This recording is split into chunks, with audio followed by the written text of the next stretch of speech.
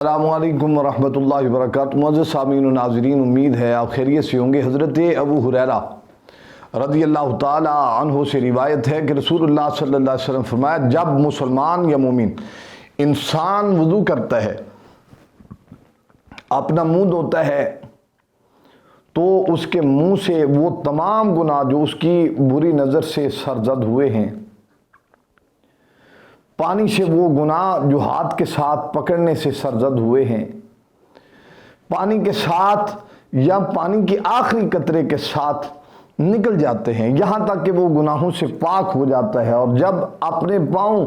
دھوتا ہے تو تمام وہ گناہ جو اس کے پاؤں کے چلنے کے ساتھ ہوئے، پانی کے ساتھ یا پانی کے آخری قطرے کے ساتھ نکل جاتے ہیں، یہاں تک کہ وہ گناہوں سے بالکل صاف ہو جاتا ہے۔ یہ برکات ہیں وضو کے، اور جو نبی علیہ السلام نے یہاں آپ نے ایک بہت مشہور روایت سنی ہوگی، وضو کا جو معاملات ہیں، وضو کا صحیح کرنا، یہ ایک اہم حصہ ہے عبادت کا، اور اگر آپ خشوع اور خضوع کے ساتھ وضو نہیں فرماتے تو آپ کی عبادت میں وہ دلچسپی نہیں پیدا ہو سکتی جو آپ کو یقیناً پاک ہونے کے بعد ہونی تھی۔ اکثر اوقات لوگ اتنی تیزی سے وضو کرتے ہیں، ان کی جو داڑھی ہے اس میں خلال نہیں کرتے، اور داڑھی میں پانی بھی نہیں جاتا، اور ایک ایک چیز کا رسول اللہ صلی اللہ علیہ وآلہ وسلم نے ہمیں بیان فرمایا ہے۔ ہمیں یہ کوشش کرنی چاہیے کہ ہم کسی انداز کے ساتھ اس پر عمل پیرا ہو جائے۔ روایت کیا ہے کہ ایک بزرگ تھے، وہ وضو کر رہے تھے، وضو غلط ہو گیا، اتنے میں حضرت امام حسن المجتبی، حضرت امام حسین علیہ السلام آپ تشریف لے آئے۔ آپس میں دونوں بھائیوں نے دیکھا اور دل میں خیال آیا، اگر ان کو کہا کہ آپ وضو غلط کر رہے ہیں تو یہ بزرگ ہیں، ان کی دل آزاری ہوگی اور یہ محسوس کریں گے کہ مجھے ٹوکا ہے، مجھے روکا ہے، لہذا کیوں نہ ایسے کیا جائے۔ ہم قریب بیٹھ جاتے ہیں اور ان کو کہتے ہیں ہمارا وضو دیکھیں، کیا ہم ٹھیک کر رہے ہیں، ہم سے کوئی غلطی تو نہیں ہو رہی۔ تو وہ جانتے تھے یہ کوئی گھرانہ عام نہیں ہے، یہ رسول اللہ کے بچے ہیں، یہ قرآن پاک میں ان کے لیے یہ آیت مقدسہ اتری ہے، انما یرید اللہ لیذھب عنکم الرجس اہل البیت ویطہرکم تطہیرا۔ یہ وہ خاندان ہیں جن کے بارے میں قرآن کہتا ہے قل لا اسألکم علیہ اجرا الا المودۃ فی القربى۔ لہذا یہ بچے جب دونوں وضو کرنے لگے تو وہ بزرگ جو تھے وہ قریب آ گئے، انہوں نے کہا آپ کیسے غلط کر سکتے ہیں، آپ غلط نہیں کر سکتے، یقیناً مجھ میں ایسی غلطیاں تھیں جو آپ نے میرے ادب کے تقاضے کو ملحوظ خاطر رکھتے ہوئے بتائی نہیں ہیں، آئندہ سے میں ٹھیک کروں گا۔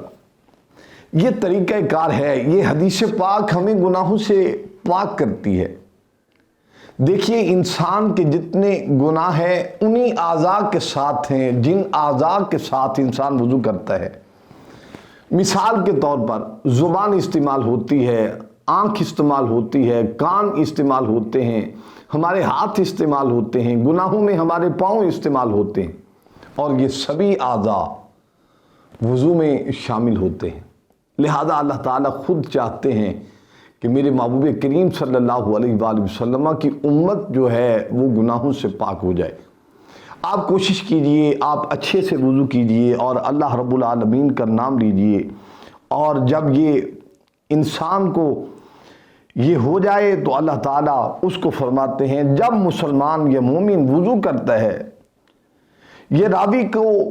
شک کو ظاہر کرتا ہے کہ یہاں راوی کو شک ہوا کہ آپ صلی اللہ علیہ وسلم نے یہ کہا ہے، اور یہ مسلم شریف کی حدیث پاک ہے، اور اللہ تعالیٰ کے محبوب نے اسے مومن فرمایا ہے جو اچھے سے وضو کرتا ہے۔ لہذا آپ کوشش کیجئے وضو اچھے سے کیجئے۔ اس کے بارے میں ایک درمیانی دعا ہے، آپ اس کو کثرت سے پڑھیے اور اس کا ناغہ مت کیجئے، جیسے کہ ہم کلمہ شہادت پڑھتے ہیں اور جب وضو شروع کرتے ہیں بسم اللہ الرحمن الرحیم پڑھتے ہیں، اس کے درمیان میں ہم ایک دعا پڑھتے ہیں اللہم اغفر لی ذنبی ووسع لی فی داری وبارک لی فی رزقی۔ آپ کو اندازہ ہے جب ہم یہ پڑھتے ہیں تو اللہ تعالی ہم پر متوجہ ہو جاتے ہیں، ہمارے گناہ بھی معاف ہوتے ہیں، ہمارے رزق میں اضافہ بھی ہوتا ہے اور اللہ تعالیٰ کی مہربانی بھی ہوتی ہے۔ لہذا آپ یہ کیجئے، اللہ تعالیٰ آپ کو اجر عظیم عطا فرمائے۔ السلام علیکم ورحمۃ اللہ وبرکاتہ۔